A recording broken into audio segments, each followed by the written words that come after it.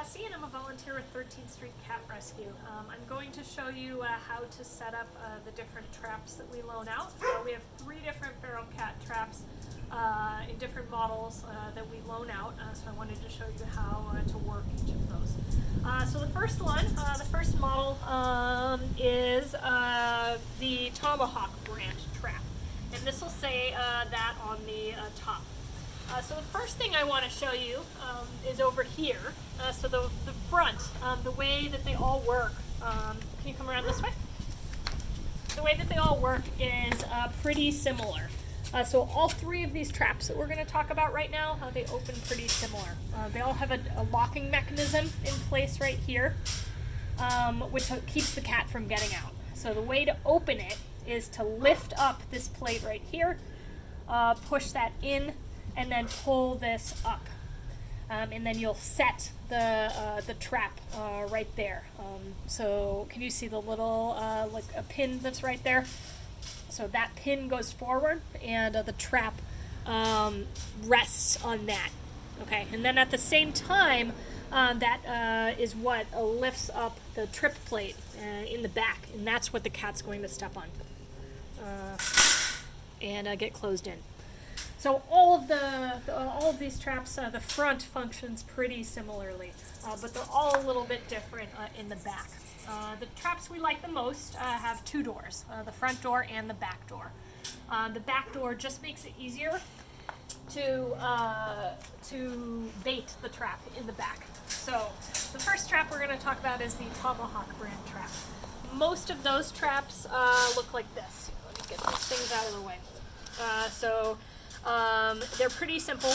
They have a sliding door like this that you lift up in order to bait the trap, and then to close it, you just lock this down right here. So you attach this little lock in the back to this in the back, and that's what keeps this trap locked. The second trap we're going to talk about is the Havahart brand trap.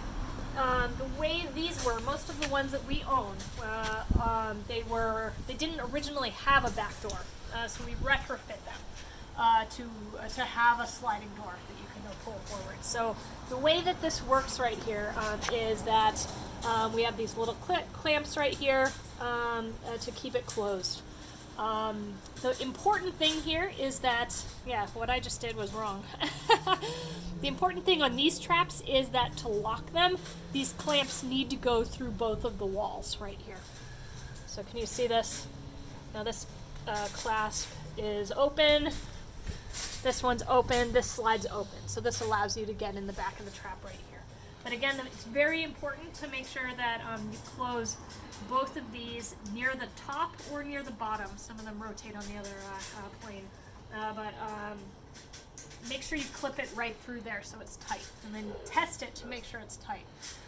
Some people cats have gotten loose before when somebody clips it wrong. So if you do something like that, it's not going to keep the trap closed. So even like that, it's not going to keep the trap sufficiently closed. So you need to make sure that each of these clamps right here goes through both the back wall and the side wall to make sure that this is closed tightly. And then the final model is this, I think it's called Safeguard trap right here. So the way the back, it slides open like the first one that we talked about, but it fits in here and locks closed. So you slide this open, then you clamp this over, and then this locks in here, and then you lift this wire over to lock it. Okay, and then this is locked. So all 3 of these traps, so they all lock a little bit differently in the back, but just make sure that you've got them locked properly. The last thing I'm going to talk about is how to actually bait the trap, how to set it up. So what I'm going to do right now, I'm going to use this one.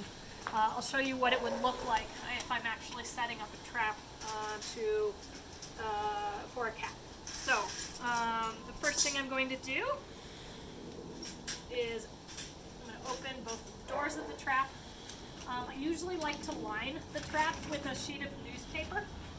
That helps to provide a smooth surface for the cat to walk on, and you can also use it to hide the trip plate. Can you see that on the video right there? If I put this right here. So I took a sheet of newspaper and put it about 3/4 of the way through the trap so that it covers up the trip plate right there, so the cat won't see it at all. So you can do that, and then that provides a smooth surface for you to drizzle some of that whatever stinky bait you're using. We recommend a tuna packed in oil or sardines packed in oil. Those are both really stinky and really cats like the smell of them. Then in the back, so this is what you're going to do in the back of each of these traps. Take another sheet of newspaper, and I usually fold it like this. So if you set that down in the back of the trap, you can put the food right on the newspaper. I would recommend not using a bowl or not using a can. Don't just put the can directly in here because some cats can grab onto it and pull it out. What we want to do here is put the food right on the newspaper so that the cat has to pull it off of the paper. They have to work for it. We recommend putting the food as far back in the corner as you can get it. If you want to get a little closer to, so on these angle right here, if you put like a tablespoon of stinky fish right here, a tablespoon of stinky fish right here, these corners in the far back are the hardest place for the cat to get to. So if you put the food right here, they'll have to work and they'll have to step on that trip plate to get into the trap. If you put the food right here, really close to that trip plate, some smarter cats will just stand and stretch their neck over it to get the food that's right there. So you want to make it as far back in the back as possible so that they have to step on that trip plate and trigger the trap. And then finally, after you've put the oily fish in there, you put the bait in the back. That's when we're going to lock this trap again. Right. So just always check it then to make sure that it's locked properly. And we had already opened the front of it. So the last thing we're going to do is cover it up with an old newspaper. Maybe you could do this angle. Or cover it up with an old sheet or a towel on the 3 sides of the trap right here. So this helps the cat. It makes the trap look more like a little cave so that they go into it faster. A lot of cats are more comfortable going into a trap when it's covered like this. Also, a really important thing is that you want to make sure this trap is covered the whole time you have a cat in there. So once you catch a cat, you want to keep this trap covered the whole time because the cats feel a lot more comfortable in a covered trap.